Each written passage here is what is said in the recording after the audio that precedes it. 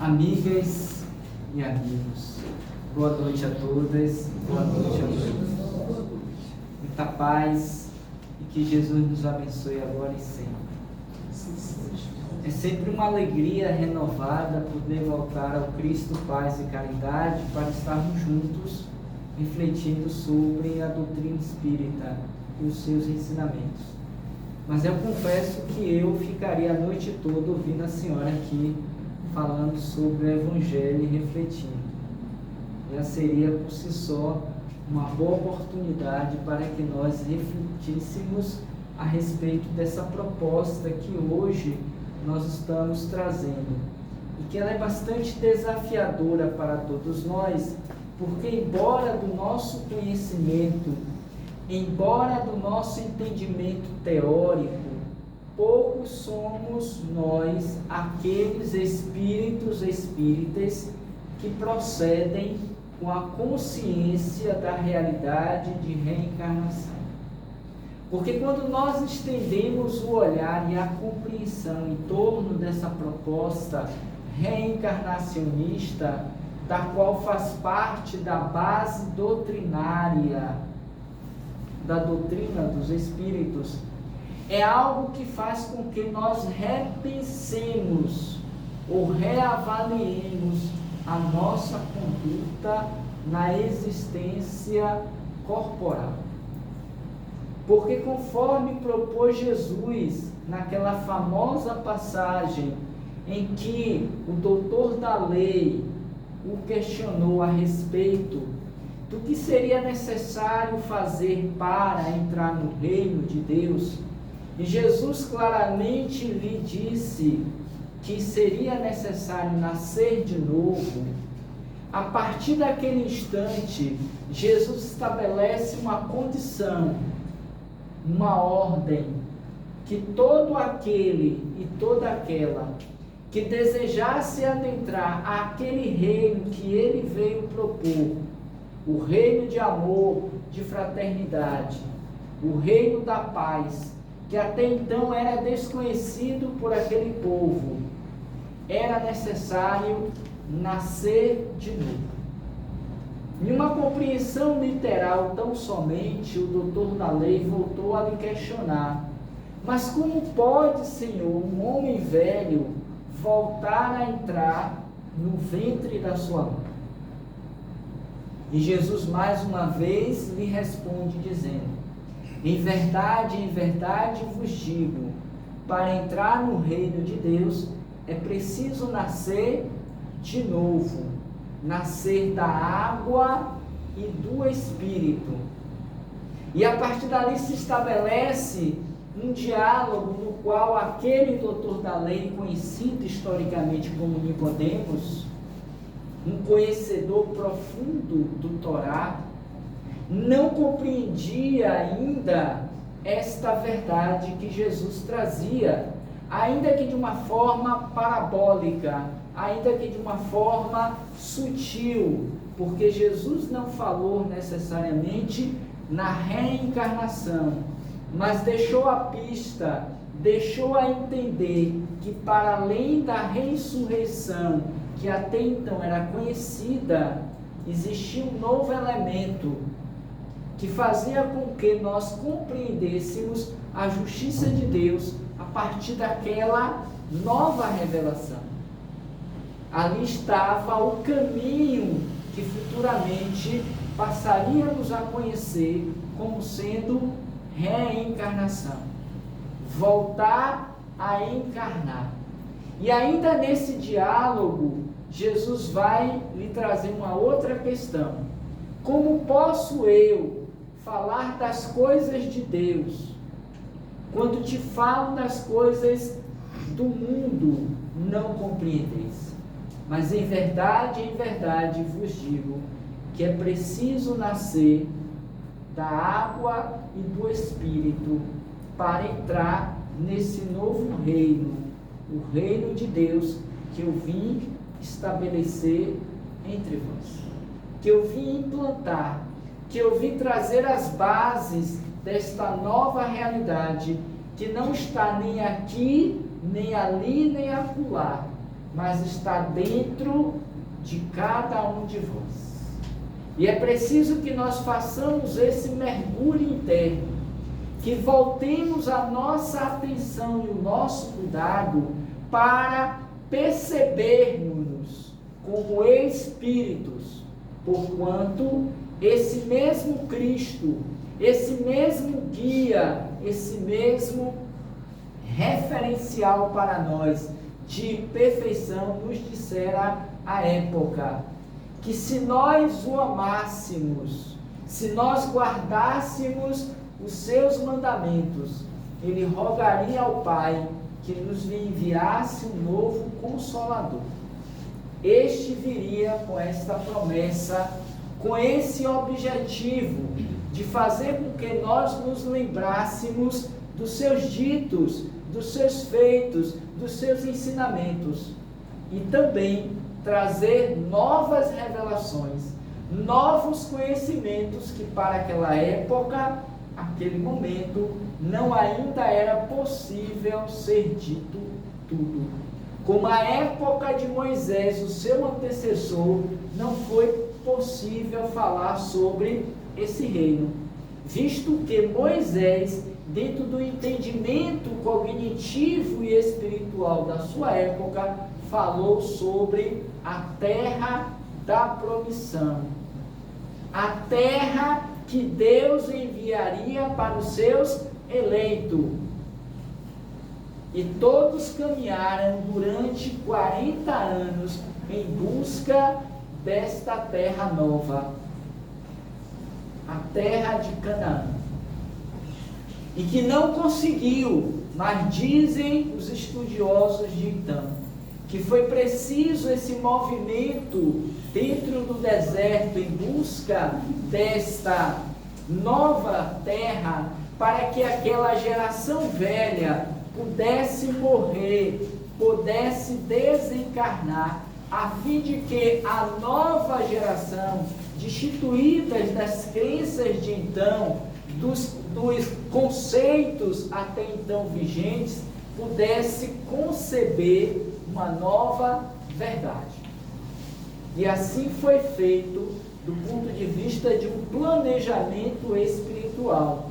Não foi porque Moisés não quis ou não conseguiu, porque estrategicamente era necessário aquele redemoinho, chamemos assim, para que somente mais tarde, com as novas gerações, esses mesmos espíritos indo e voltando nos corpos novos, pudesse abrir o cabedal de entendimento, de lógica, de raciocínio, para compreender aquela verdade que 15 séculos depois Jesus viria apresentar como sendo a base do reino de Deus na terra, apresentando-nos um Deus Pai, um Deus amor, um Deus misericórdia. Mas sabia ele, Jesus, o prometido, o eleito de Deus para aquela humanidade, que ainda assim não seria possível dizer tudo, não seria possível realizar além do que era possível, compreensivelmente por conta do nosso estágio de maturidade moral e espiritual, que em uma apenas encarnação, vida no corpo, não seria possível apreender, compreender para mudar e transformar. Necessário seria que novas experiências sucessivas no corpo, nesse ir e vir através das reencarnações, que era algo conhecido, falado, que era uma crença propagada, mas que foi retirada da Bíblia por uma questão estratégica de um dos Césares de então, para não correr o risco de ser amaldiçoado, de ter que penar eternamente na vida espiritual. E aí o fato é que Jesus vem, apresenta-nos essa ideia de reino de Deus, a partir de uma necessidade de renascer de novo, e aí a gente começa a pensar, ainda dentro da proposta, enquanto processo educativo, que é a reencarnação. Se Jesus nos afiançou e falou para o doutor da lei que era necessário nascer de novo, implica dizer que algo que nasce de novo pressupõe que já tinha sido nascido. Não é uma única vez, mas outras vezes. Não se entendia desta forma. Acreditava-se a ressurreição enquanto retorno do espírito ao mesmo corpo. Eis o sentido real da ressurreição. O Cristo ressuscitou, dando a ideia de que ele apareceu, nasceu no mesmo corpo. Jesus não trazia essa ideia do nascer de novo. Por isso ele faz questão de enfatizar: nascer da água e do Espírito. A água simbolizando os renascimentos biológicos, material, físico, como nós estamos biologicamente encarnados. Dentro dessa estrutura física que nos serve de molde, que nos serve de morada para a nossa transformação moral e espiritual, que é a segunda parte do dito de Jesus. E do Espírito, pela transformação, pela mudança, pela renovação que fazemos diuturnamente em cada experiência encarnadora. Daí porque muitos não aceitam a reencarnação como um princípio da lei de Deus, porque implica obrigatoriamente em mudar de concepção teórica, de comportamento, de atitudes, de valores. Porque quando eu entendo as consequências das minhas próprias ações, eu passo a ser corresponsável direto por que me acontece. E a gente passa a entender logicamente a justiça de Deus. Porque somente através da compreensão da reencarnação, dentro dos princípios e postulados que a doutrina espírita nos oferece, visto que muitas doutrinas acreditam na reencarnação enquanto princípio, mas diferentemente do conceito, da ideia da doutrina espírita. Não basta acreditar nela, mas é preciso compreendê-la na sua realidade total. E somente a doutrina espírita, como sendo a terceira revelação enviada do mundo espiritual para nós encarnados humanamente, é que nós passamos a compreender aquela fala, à época de Jesus, de Paulo de Tarso, aquele que melhor representou o sentido da reencarnação naquele período do cristianismo nascente. Porque de fato, verdadeiramente, ele renasceu no corpo, inúmeras vezes, no sentido da sua mudança de dentro para fora, a ponto de ter dito que todas as coisas me são lícitas, porquanto eu tenho livre-arbítrio. Eu tenho a liberdade de decidir, de escolher o que eu quero para mim. E eis um dos motivos pelos quais não acreditamos muitas vezes na reencarnação. Porque eu me permito de tudo, de todas as formas, com todos os direitos possíveis que o meu corpo, que a minha identidade, que a minha vida me permite. Eu sou livre para escolher fazer o que eu quiser, por exemplo, do meu corpo, de usá-lo ao meu bem prazer, e é o que nós temos visto diuturnamente. Basta sairmos às ruas, ou melhor, nem precisa sair nas ruas, basta olhar da nossa janela para fora de casa. E vemos coisas que nos surpreendem, e nós nos perguntamos muitas vezes, meu Deus, como é que pode uma pessoa agir, viver, fazer tal ou qual coisa? Do ponto de vista racional, do ponto de vista lógico, nós condenamos, nós criticamos, nós nos indignamos, porque o bom senso, a lógica nos diz que não é possível uma pessoa escolher essa forma de viver e de fazer. Não é assim? E muitas vezes entramos no julgamento, na crítica do comportamento. Mas não entendemos que enquanto livre-arbítrio, espírito dotado desta liberdade de escolha, assim lhe é possível, lhe apraz, e eu, que tenho noção, compreensão, devo respeitar aquela escolha, porque é um espírito e um processo de aprendizado reeducativo. Não conhecemos a sua história passada. Estamos vendo hoje, nessa encarnação, mas não sabemos o que ele fez ou fizera outrora. Mas voltando à citação de Paulo, todas as coisas me são lícitas, mas nem todas me convêm. Olha como isso muda a visão, o foco. Por que nem tudo mais me convém? Porque eu entendo a realidade da lei de causa e de efeito. A lei do retorno.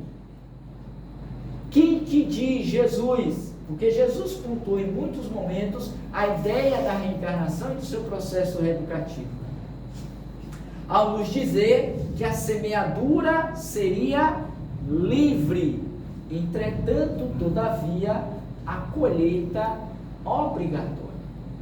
Então, se eu entendo que eu tenho a liberdade de escolha, mas não faço porque já não mais me convém, porque eu entendi que não é inteligentemente fazê-lo.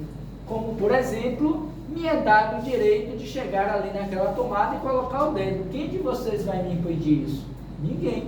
Eu tenho livre-arbítrio de ir lá, embora sabendo que aquilo pode me dar um choque, me prejudicar. Por que não me convém? Porque muito mais do que intelectualmente entendendo as consequências, eu entendo também que essa ação livre e responsável vai fazer com que eu assuma perante a lei de Deus a consequência desse retornar com o corpo limitado, com uma deficiência neurológica, porque eu escolhi uma ação que o bom senso diz que não deveria fazê-lo, mas pela minha rebeldia à lei da física, eu assim fui e fiz. Ninguém me parou, ninguém me deteve, e eu fui lá, ainda que muitos, rapaz, não faça, tome cuidado, isso é loucura, olha o que vai acontecer com você, mesmo entendendo os exemplos, mas eu quero. Eu fui e fiz, beleza. Agora assuma, não é assim que a gente diz? Agora assuma as consequências. E toda consequência é em si um processo reeducativo. Nunca, jamais, dentro de uma visão crística, divina, punitiva. Bem pouco, Deus está te castigando porque você meteu o dedo na tomada. Eu disse que não era para fazer, mas você foi lá e quis, agora Deus está lhe punindo, lhe castigando. Como a gente ainda educativamente e equivocadamente fazemos com os nossos filhos.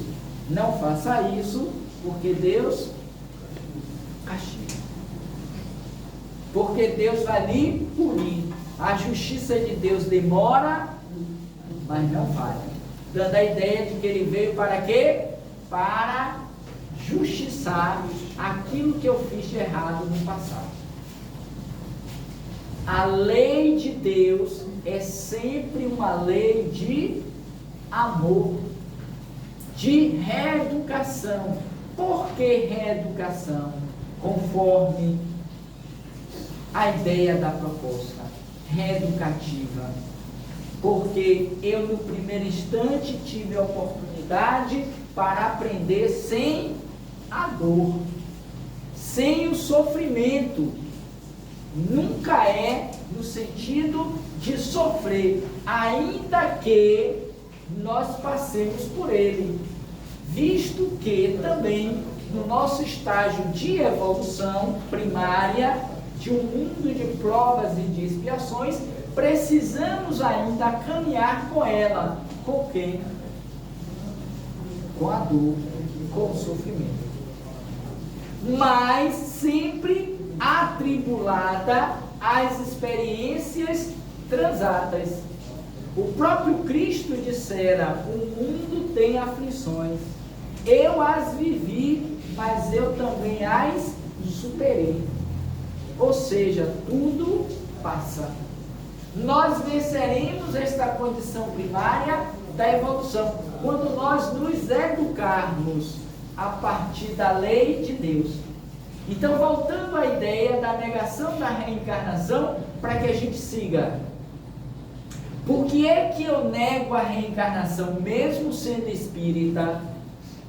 Porque o fato de eu dizer eu acredito em reencarnação, não quer dizer absolutamente que eu estou vivendo sobre o princípio da reencarnação. Porque se assim não fosse, nós não viveríamos experiências tão tormentosas. Nós não chegaríamos, como temos visto por Filomeno de Miranda e outros tantos, no mundo espiritual destituídos de consciência de si mesmo. Em uma condição empobrecida do ponto de vista moral, uma vez que a reencarnação, o estar no corpo, nos possibilita um aprendizado de crescimento, de maturação psicológica e emocional, como veremos também dentro dos apanhados teóricos de Joana de Ângeles, na sua série psicológica, em que ela trata inúmeros livros da série sobre o tema. É um tema corriqueiramente falado, compete lado a lado com a mediunidade, embora esta seja mais falada do que a reencarnação. Mas a reencarnação, na perspectiva da doutrina espírita, ela é um princípio básico, ou seja, para que eu me torne espírita, eu preciso acreditar em algumas verdades, em alguns pressupostos, a exemplo da unicidade de Deus. Eu não posso, por exemplo, dizer que sou espírita acreditando em muitos deuses, na teoria da multiplicidade de Deus, ou da inexistência de Deus. Não dá para a gente partir desse pressuposto. Não dá para a gente se dizer espírita e não acreditar na imortalidade da alma, ou seja, morreu, acabou. Não dá. Porque a base filosófica, teórica da doutrina está toda sustentada, fundamentada, trouxe bem Edson durante a sua fala inicial, nesse princípio reencarnacionista. Como é que eu posso pensar? Olha a lógica.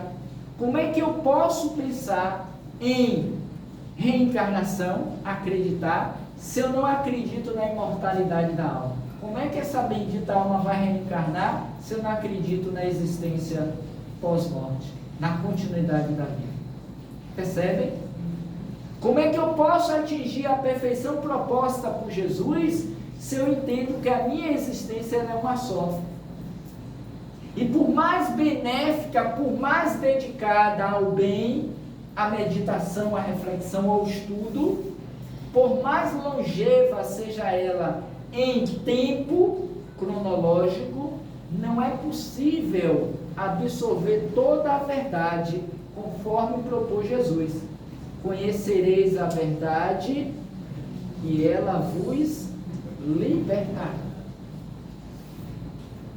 Portanto, é preciso que nós estendamos a consciência e compreensão nesse princípio, porque aí está a lógica da vida, a justiça de Deus. Como justificar o nascimento de uma criança, trazendo desde si, na infância, as suas limitações físicas, a sua cegueira, a sua falta de audição, a sua falta de fala, a sua paralisia, como vemos. Não sei se vocês já tiveram a experiência de adentrar no hospital, a exemplo do SARA, que é um hospital voltado para ajudar no processo de movimentação fisiológica, de voltar a dar vida aos membros do corpo. E quantos são aqueles pacientes do SARA em que nós vemos entrar em quantidade crianças com todo tipo de paralisia, de limitações? A gente se compadece, a gente olha e a gente se pergunta: meu Deus, por que essa criança está passando por isso? Foi falta de sorte, ou então, para justificar humanamente, é uma questão de cromossomos, é uma questão da biologia, algum problema nos genes que deu essa limitação. Humanamente aceitável, mas não justifica. Porque ao lado dessa criança, e eu já vi algumas vezes que lá estive, talvez como irmão, como coleguinha, não sei bem, crianças andando livremente, pulando, sorrindo, falando, ouvindo, se mexendo, traquinando, enquanto que a outra está em um corpo parado. Justifica um Deus justo para dar a essa criança alimentação e aquela outra toda a diversidade, toda a sua capacidade de locomoção? Não. Esse não é o Deus da doutrina espírita. Esse não é, para mim, um Deus justo. Mas se eu acredito na justiça de Deus, eu entendo que tem um porquê e um para quê. Eu entendo que a resposta para aquela criança, que ela está no catre, que está limitada, tem a ver ou nesta encarnação, pulou de uma altura que não deveria, isso não aconteceu, ela já nasceu assim, ou então deve ter algo antes de ter nascido. E se nasceu antes de ter nascido, acontecido, é porque alguma coisa não acabou totalmente. Trouxe de volta. E se trouxe de volta é porque realizou antes. E esse antes em uma existência anterior. E nós vemos isso aqui no Evangelho, no capítulo 5, Bem-aventurados os aflitos. As aflições, os motivos das aflições atuais e das aflições passadas. Quando a resposta não está nesta, pela nossa incúria, pela nossa rebeldia, pelos nossos excessos, nós a temos no passado. E aí a gente entende justiça de Deus, misericórdia. Esta alma, ainda que criança, que retorna com esta limitação física, está passando por um processo reeducativo. Porquanto abusou da lei, e como o próprio Cristo dissera, ela não sairia de lá, de um mundo como o nosso, sem que se ressaça com a lei, sem que se harmonize com as suas ações passadas. Porque ainda Jesus falando sobre reencarnação, veladamente, com a mesma medida que medirdes, será medido. com a espada com que feriste, serás ferido. Ou seja, se eu me comprometi com a mão, com essa mão eu voltarei comprometido. Se eu me suicidei, por que a gente não defende o suicídio? Porque quando eu me suicido, eu cometo uma infração à lei de Deus.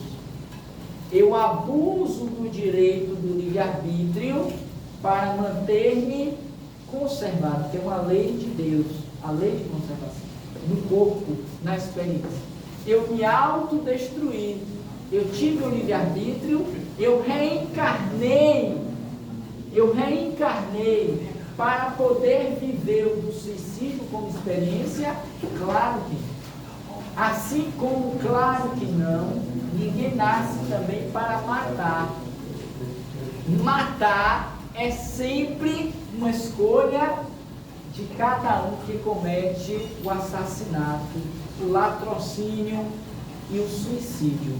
Porque não existe planejamento reencarnatório com esse objetivo, uma vez que toda reencarnação tem como objetivo um processo educativo, transformador, renovador, conforme nós vimos no Livro dos Espíritos, adentrando um pouquinho ao Livro dos Espíritos, que no capítulo 4 vai tratar sobre pluralidade das existências, e no 7º, o retorno do espírito à vida corporal. E nesta questão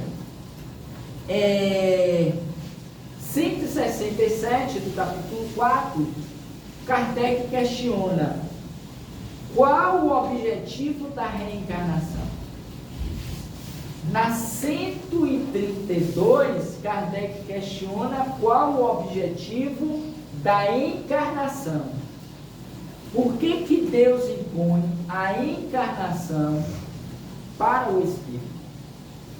E estes disseram a Kardec: com a finalidade de levá-los à perfeição. Nós encarnamos com o objetivo de nos aperfeiçoarmos, porque é da lei. E a reencarnação, o retorno mais de uma vez ao corpo, tem como objetivo, em resposta, expiação, aprimoramento progressivo da humanidade, sem o que, onde estaria a justiça? Quando nós olhamos o nosso atual momento evolutivo planetário, em que vemos as inúmeras conquistas sociais, econômicas, culturais, religiosas e espirituais no planeta Terra, para que nós compreendamos esses avanços e essas conquistas de gerações para gerações, somente a reencarnação, para entendermos que são os mesmos espíritos que vêm e voltam, trazendo consigo um manancial de conhecimento, de aperfeiçoamento, de cultura, adquirido nas anteriores, que fomentam nesta o progresso da humanidade, que é uma outra lei natural. Não dá para a gente pensar em lei de progresso do ponto de vista de lei de Deus sem acreditarmos em reencarnação.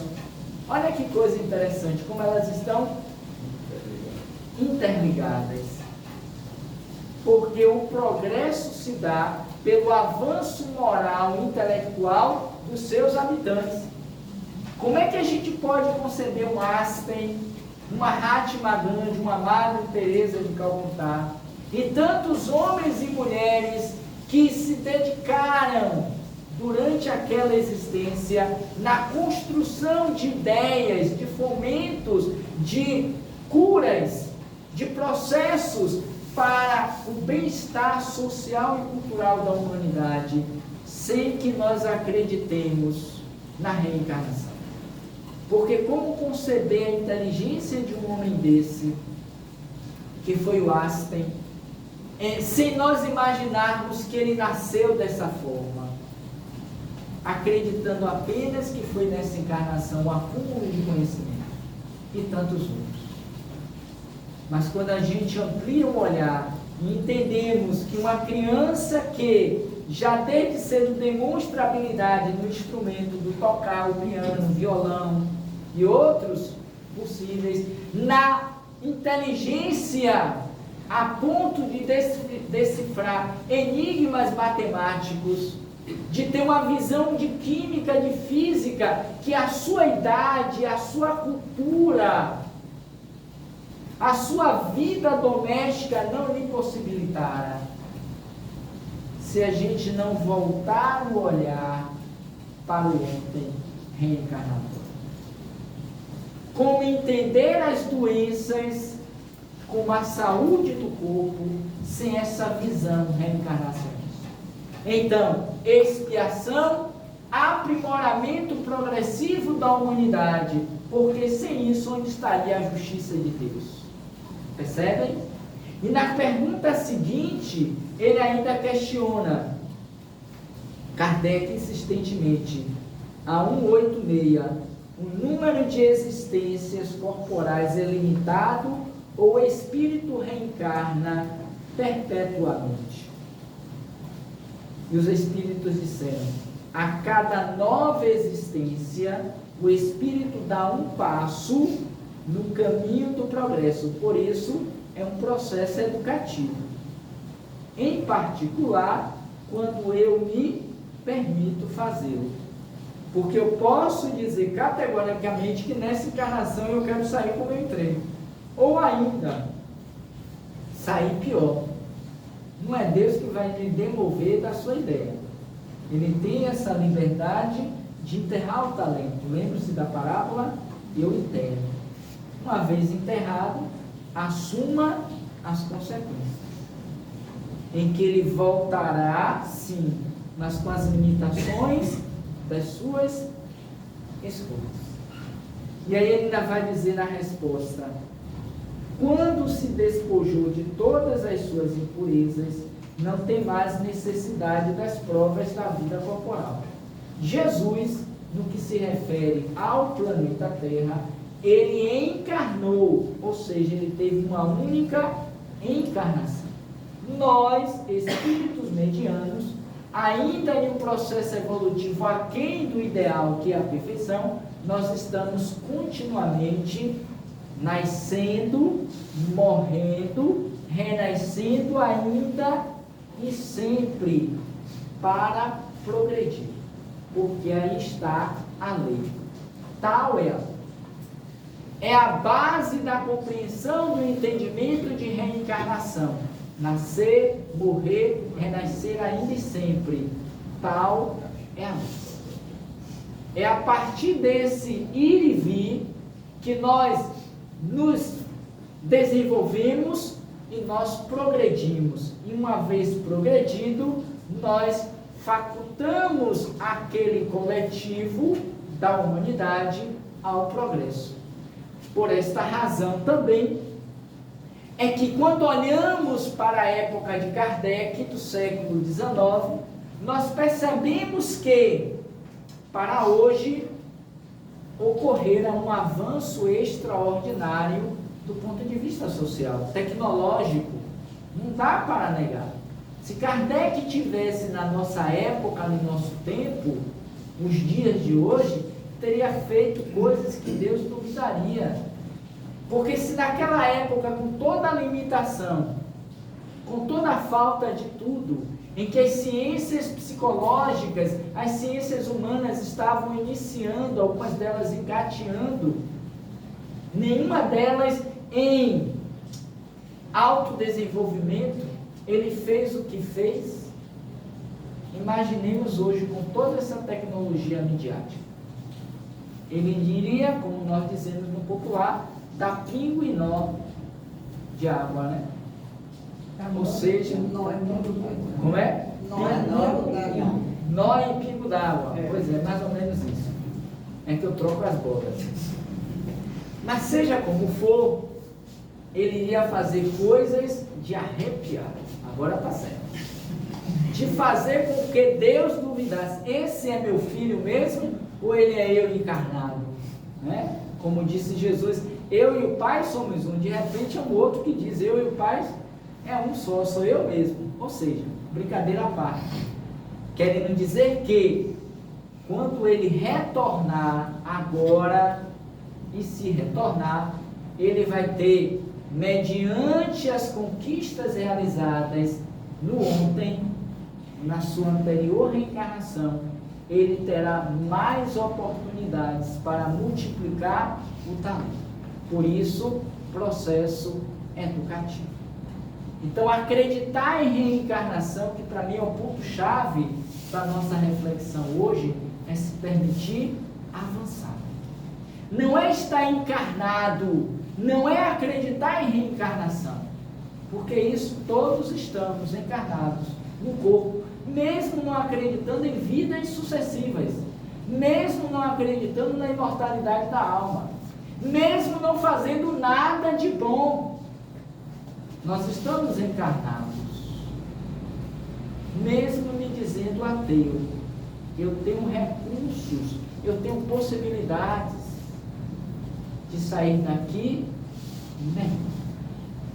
E o plano divino estabeleceu isso como uma diretriz para as nossas existências. A perfeição é um movimento natural de cada um de nós para o progresso, para a evolução, para o conhecimento da lei.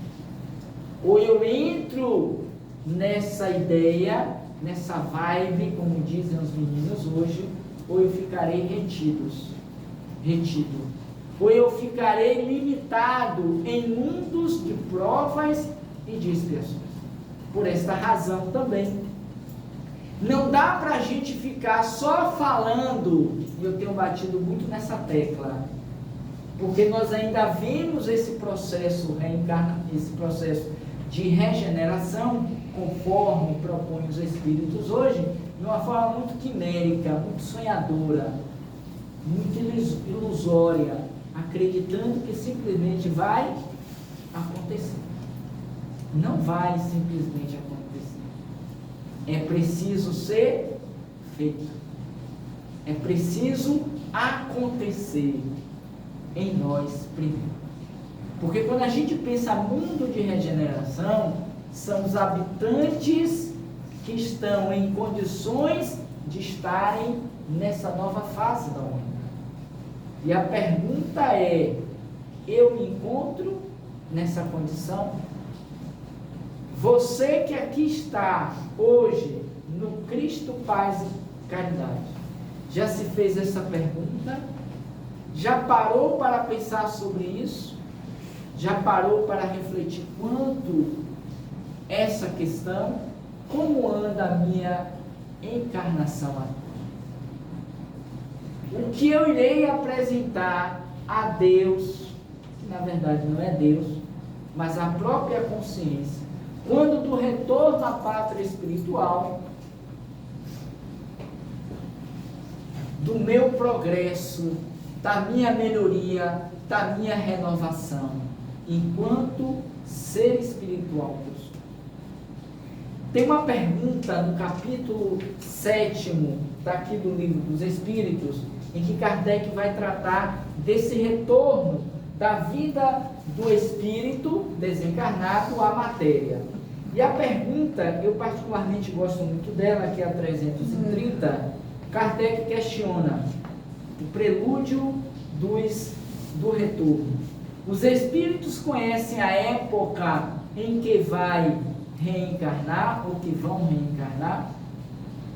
Eles a pressentem, como um cego sente o fogo de que se aproxima. Sabem que devem retornar ao corpo. Como sabeis que deveis morrer um dia? Isso é fato, é lógico.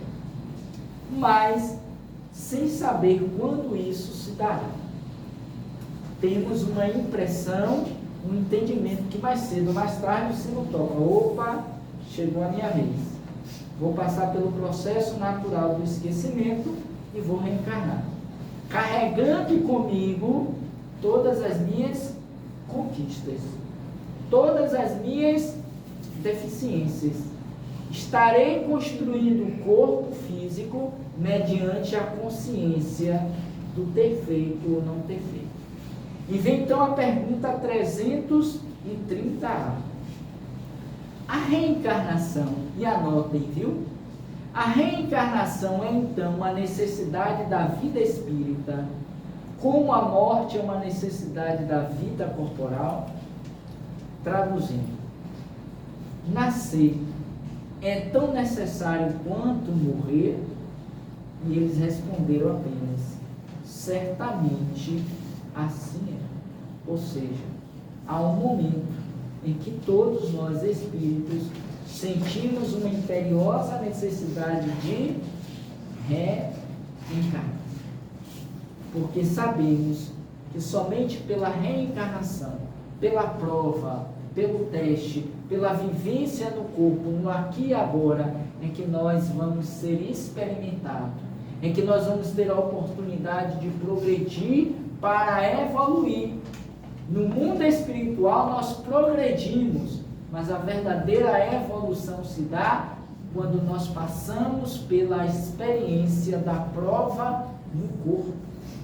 Por esta razão é que agora está vindo esses espíritos que lá estavam no mundo espiritual há muito tempo para impulsionar aqui encarnados a evolução, o progresso, melhor dizendo, do planeta Terra, trazendo suas ideias, seus valores, suas conquistas morais. Mas ao mesmo tempo em que eles ajudam no progresso da humanidade, eles também progridem e evoluem, porque a perfeição ela é infinita. Nessa perspectiva é que entendemos reencarnação como processo reeducativo. E nós outros, os medianos, que não temos ainda esta capacidade, não temos ainda esse crédito, como ficará cada um de nós? E aí vem Jesus lá atrás, simbolizando a reencarnação e nos diz: ora, meu filho, a cada um segundo as suas obras. Não é Deus que determina para onde vamos ou estaremos pós-morte ou renascimento futuro. Mas aquilo que eu fiz por escolha consciente ou inconscientemente a partir do meu livre arbítrio. Na simbologia profética de que os tempos por fim são chegados para nós nos constituirmos em almas melhores ou não, porque fica sempre a escolha de cada um de nós. Mas dentro ainda do tempo rápido que nos cabe, eu gostaria de trazer dois conceitos que Joana de Ângeles traz na sua série psicológica sobre reencarnação. Conforme dissemos, é um tema que ela explana muito bem, como tantos outros, na perspectiva da psicologia espírita. E tratando desse tema reencarnação, nós encontramos duas citações que merecem destaques, que estão no volume 2, no capítulo 9. Volume 2, deixa eu dar uma olhada aqui que eu esqueci de anotar. Volume 2 é o livro, cadê Robson? É o livro, deve ser Desafio, Vida e Solução, quer ver? Capítulo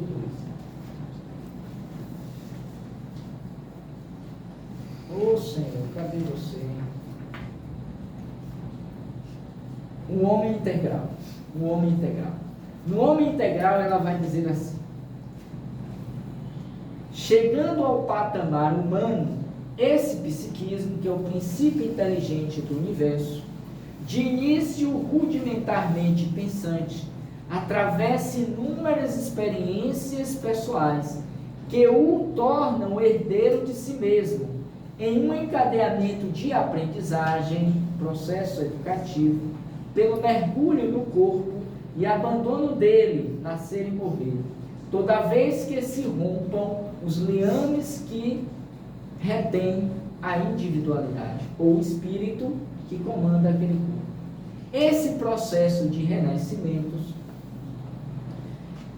que os gregos denominavam de paligenésico,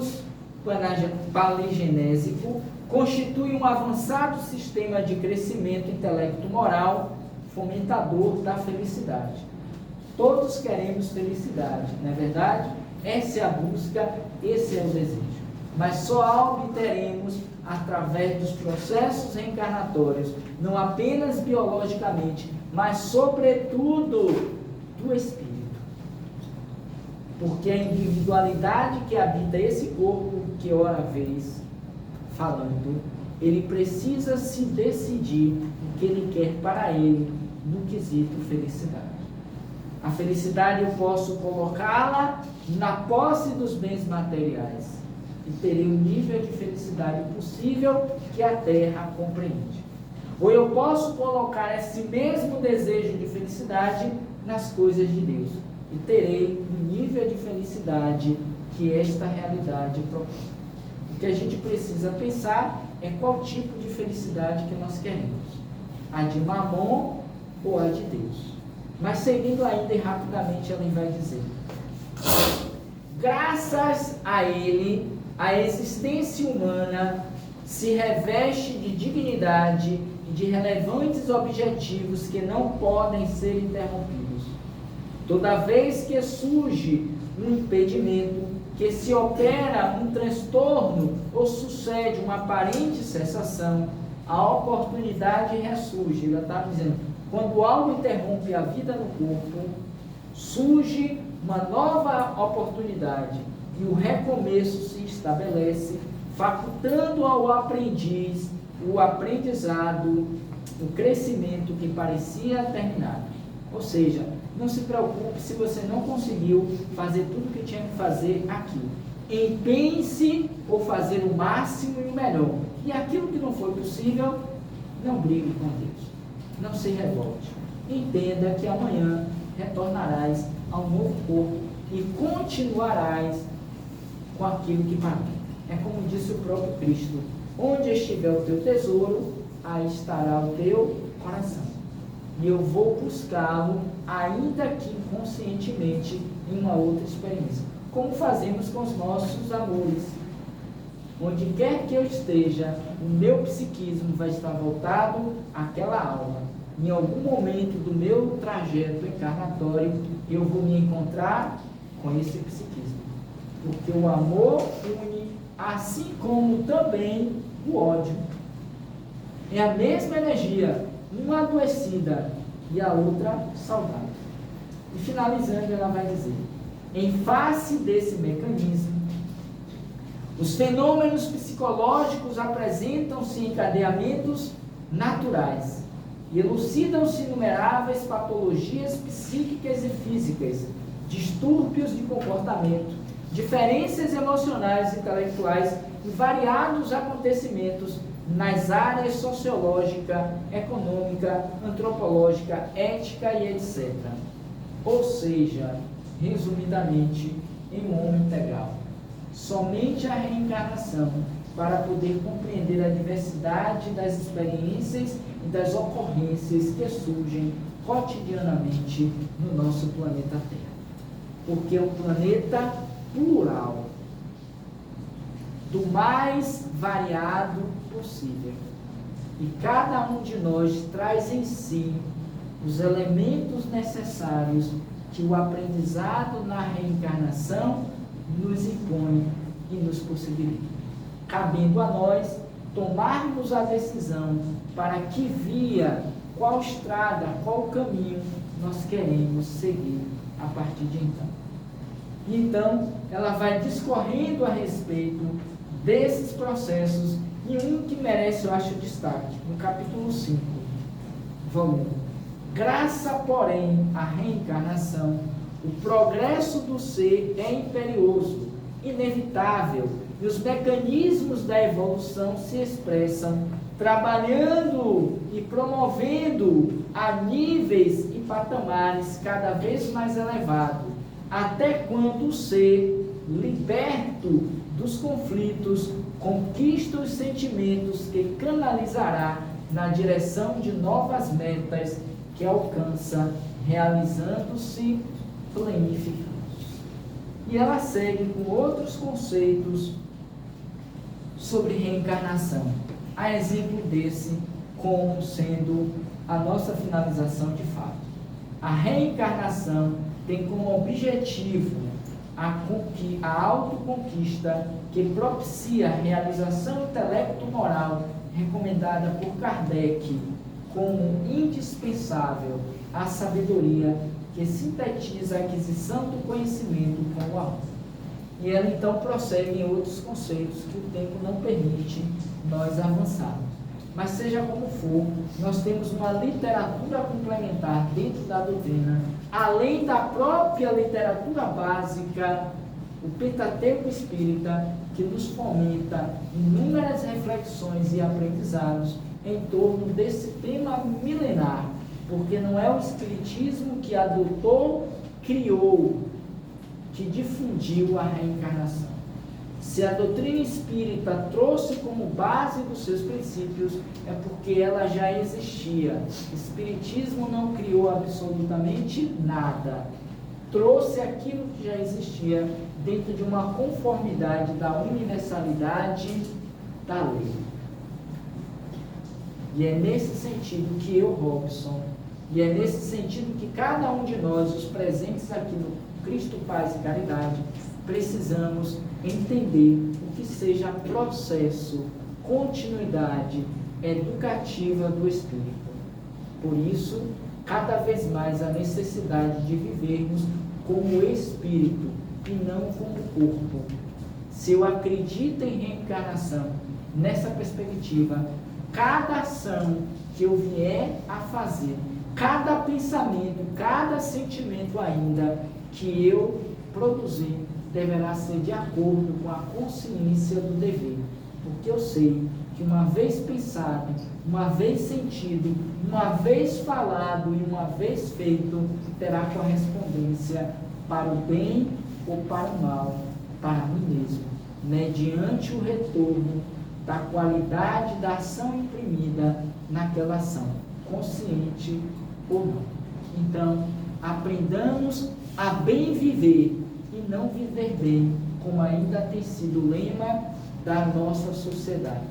Bem viver é ter consciência da nossa realidade de espíritos imortais reencarnados transitoriamente para um processo de iluminação interior, mediante o processo educativo ou reeducativo que a vida hoje me impõe a viver. No mais, muita paz, muito obrigado e até uma próxima oportunidade, se Deus assim permitir. Gratidão.